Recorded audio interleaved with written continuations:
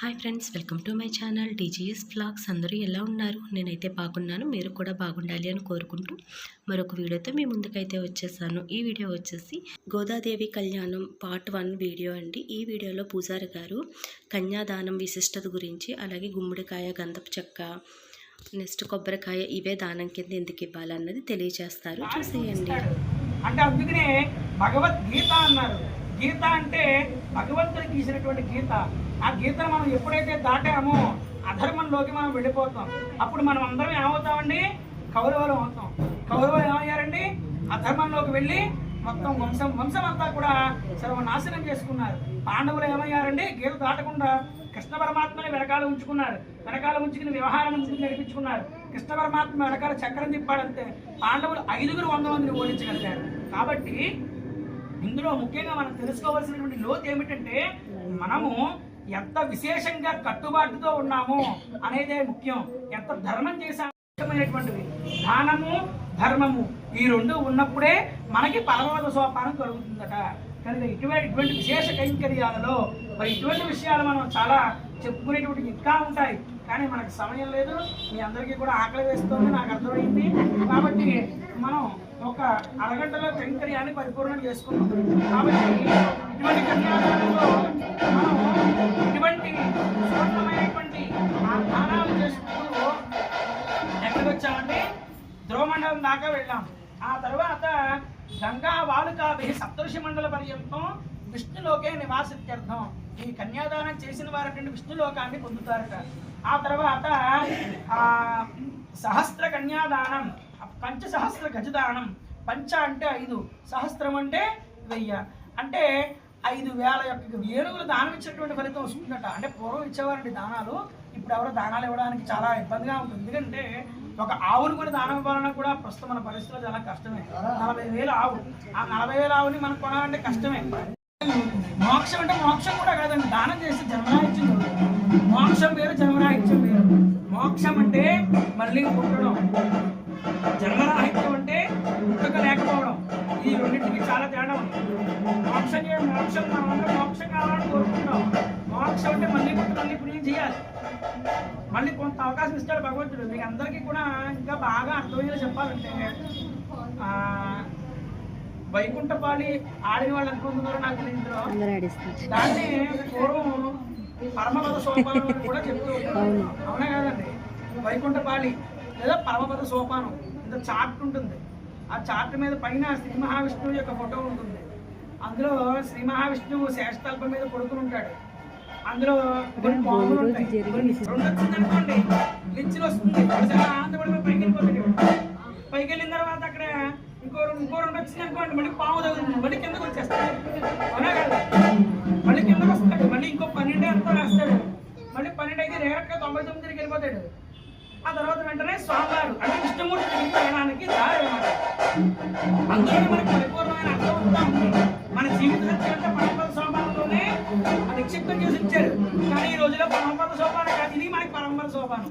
ఇది నొక్కుంటూ కూర్చోడు మన జీవితాంతం అంతా. ఇది చెప్పాలంటే సకాల జీవితం అంతా ఇది తినేస్తుందండి మనకి. ఎందుకంటే ఇది జీవితంలో మంచి చేసేటువంటిది తక్కువే, చెడు మాత్రం చాలా ఎక్కువ చేస్తుంది.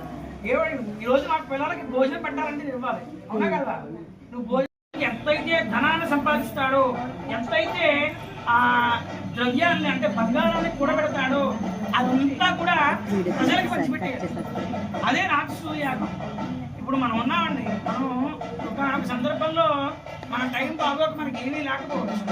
కానీ మనం 2-3 తరాలు దాటేటప్పటికి వారు చక్కగా తెలివితేటలతో ధనాన్ని సంపాదించవచ్చు. ఒక మనిషి రోజుకి ఎన్ని కేజీలు బియ్యం తిరగాలండి చెప్పండి? ఒక మనిషి రోజు గట్టిగా అయితే ఒక గుప్పుడు బియ్యం తిరగాలి అంతే. అలా ఎన్ని సంవత్సరాలు తిరగలడు? గట్టిగా అయితే వాడు బతికినంత వరకు 70 సంవత్సరాలు. ప్రస్తుతం అయితే 40 సంవత్సరాలు కూడా చాలా కష్టమే. 40, 50. ఇంకా వాడి శరీరం దృఢంగా ఉండి చక్కగా వాడు ఆవు పాలు తాగుతూ, ఆవు నెయ్యి తింటూ, పిచ్చి పిచ్చి తిండిలన్నీ తినకుండా వాడు ఉన్నాడు అనుకోండి, గట్టిగా అయితే వాడు 70 సంవత్సరాలు బతకగలి వాడు. లేకపోతే మించి ఎక్కడికి వెళ్ళడం చాలా కష్టమే. అయితే అటువంటి మనిషి ఇన్ని వేల కోట్లు వాడి నెత్తి మీద పడిన వాడు ఎంత భారం పోస్తుంటాడు, వాడి పెట్టట్లేదు. ఎందుకంటే ఇక్కడ గుమ్మడి పండు అనేటువంటి అన్ని పళ్ళల్లోనూ నిలవ ఉండేటువంటి పండు. అటువంటి గుమ్మడి ఎంతైతే మనం దానం ఇస్తామో, ఇక్కడ మనకి కార్తీక మాసంలో గుమ్మడి పళ్ళు దానం ఇస్తూ ఉంటారు. నూతనంగా వివాహమైనటువంటి స్త్రీలను తీసుకుని కన్యావనాన్ని తీసుకుని వచ్చి ఆ గుమ్మడి పళ్ళు దానం ఎందుకు ఇస్తారంటే, వారికి పరిపూర్ణమైనటువంటి ఆ పుత్ర పౌత్రాభివృద్ధులు ఆ గుమ్మడి పండు వలె ఉండాలి అని చెప్పి ఆ గుమ్మడి పండుని దానం ఇస్తూ ఉంటారు. కనుక ఇటువంటి కన్యాదానంలో అటువంటి గుమ్మడి పండును ఉంచడం జరుగుతుంది. అంటే శోభన ద్రవ్యం, అంటే శుభాన్ని కలిగించేటువంటి ద్రవ్యంగా చెప్పబడుతుంది. రెండవది కొబ్బరి బొండం. అదైతే మొత్తానికి జీవితాన్ని అంతటినీ కూడా అదే సూచిస్తుంది. అందరికీ తెలిసిందే చల్లదనాన్ని ప్రసాదించేటువంటిది. అటువంటి చందనాన్ని ఎందుకు ఉంచుతారయ్యా అంటే కనుక ఆ జీవనం అంతా కూడా వారు ఆ చక్కగా చల్లగా ఉండాలి అని చెప్పి ఆ పరిపూర్ణమైన విశేషంతో చందనాన్ని కూడా స్వామివారికి సమర్పిస్తారు. కాబట్టి కన్యాదానం పరిపూర్ణమైంది. ఒకసారి మీరు లేచి నిలబడండి.